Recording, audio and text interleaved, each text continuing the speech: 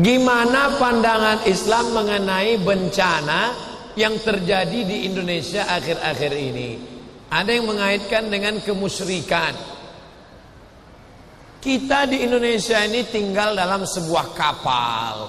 Nama kapalnya NKRI, Negara Kesatuan Republik Indonesia. Kalau ada satu orang yang melobangi kapal, diambilnya bor, dilobanginya lantai kapal, yang di atas senyum-senyum aja. Bro, ada orang ngelobangi kapal, biar aja, paling-paling yang basah dia, kita kan di atas. Ternyata ketika air masuk, engkau yang di atas pun akan tenggelam juga. Begitu dalam hadis Nabi. Maka kita jaga, kalau ada yang mengiklankan LGBT, pesta seks, zina, narkoba, dia sedang melobangi lantai kapal. Kita jangan diam. Yang ceramah, Ustaz, la ta'murunna bil ma'ruf, ajak orang buat baik. Wala tan'auna 'anil munkar, larang orang buat mungkar. Ustaz ceramah, khutbah, tausiah, pengajian. Yang punya kekuasaan, gunakan perda, peraturan daerah. Tidak boleh ada judi, tidak boleh ada rumah prostitusi. Buat dengan kekuasaan. Anggota legislatif, DPR, buatkan perda syariah. Yang membuatnya siapa? Anggota DPR, legislatif.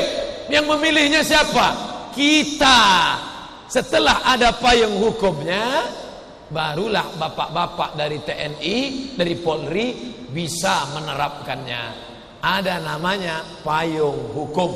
Oleh sebab itu, maka kita yang akan memilih mereka. DPR kota, DPR kabupaten, DPR provinsi, DPR RI, DPD.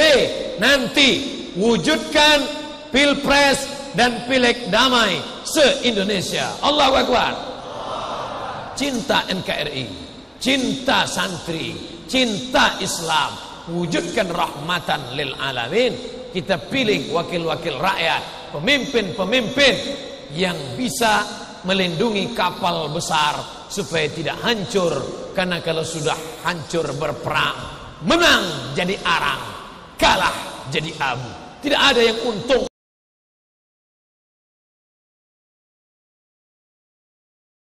Bagaimana kita bisa membedakan musibah, cobaan, bencana, atau azab?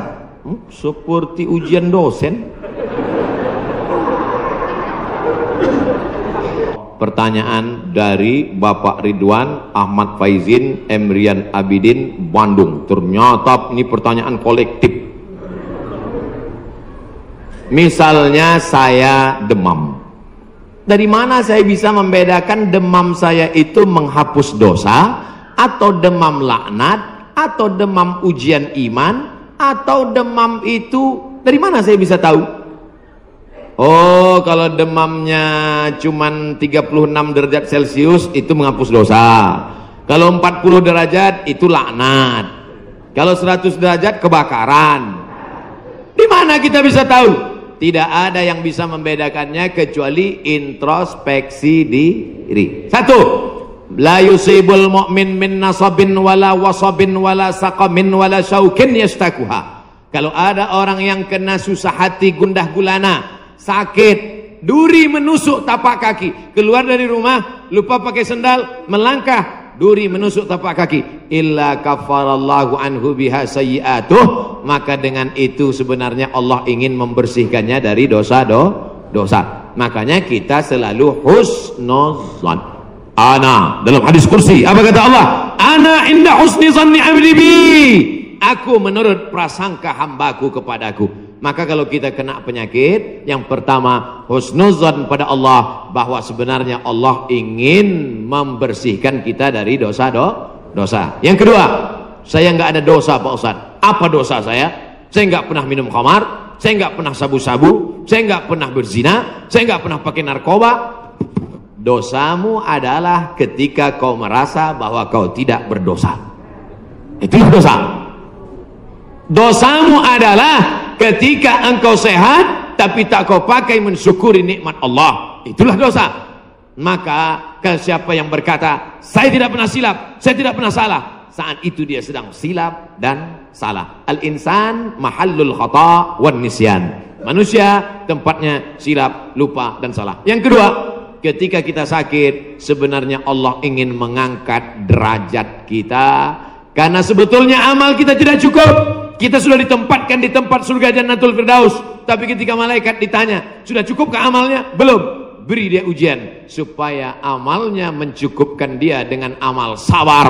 Ada amal yang lebih tinggi dari tahajud, lebih hebat daripada jihad. Apa dia? Innama yuwaffas sabiruna ajrahum bighairi hisab. Amal sabar, menerima musibah, tidak caci maki, sumpah serapah. Yang ketiga, bisa jadi laknat Allah.